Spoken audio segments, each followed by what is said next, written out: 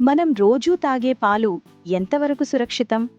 అందులో నీళ్లు, డిటర్జెంట్ లేదా యూరియా కలిసి ఉన్నాయేమో మీకు తెలుసా? మొదటి పరీక్ష: నీటి కల్తీ. ఒక నునుపైన వాలు ఉపరితలంపై పాల చుక్కను వెయ్యండి. స్వచ్ఛమైన పాలు నెమ్మదిగా కదులుతూ తెల్లటి గీతను వదులుతాయి. కల్తీ పాలు వేగంగా జారిపోతాయి.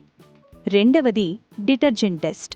కొంచెం పాలలో సమానంగా నీళ్లు కలిపి గట్టిగా ఊపండి. దట్టమైన నురుగు వస్తే అందులో డిటర్జెంట్ కలిసినట్టే. స్వచ్ఛమైన పాలలో నురుగు తక్కువగా ఉంటుంది. మూడవది స్టార్చ్, పిండి గుర్తింపు. పాలను మరిగించి చల్లార్చాక అందులో 2 చుక్కల అయోడిన్ కలపండి. పాలు నీలం రంగులోకి మారితే అందులో పిండి పదార్థాలున్నాయని అర్థం. నాల్గవది యూరియా పరీక్ష. పాలలో ఎరుపు లిట్మస్ పేపర్ను ఉంచండి. అది నీలం రంగులోకి మారితే ఆ పాలలో హానికరమైన యూరియా ఉన్నట్లు గుర్తించాలి.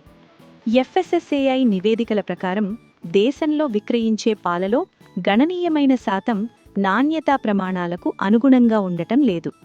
Urea, caustic soda, refined oil కలిపి తయారు చేసే పాలను సింథటిక్ మిల్క్ అంటారు. ఇది ఆరోగ్యానికి అత్యంత ప్రమాదకరం. స్వచ్ఛమైన పాలు సహజంగానే కొంచెం తీపిని, కమ్మని వాసనను కలిగి ఉంటాయి. సోపు వాసన వస్తే అది కల్తీ పాలు. ఈ వీడియో మీకు ఉపయోగపడితే లైక్ చేయండి, షేర్ చేయండి, మీ అభిప్రాయాన్ని కామెంట్లో తెలపండి. సబ్స్క్రైబ్ చేయడం మర్చిపోవద్దు. ఇలాంటి ఉపయోగపడే సమాచారం కోసం ఈ ఛానల్ను తప్పక ఫాలో అవ్వండి. ధన్యవాదాలు.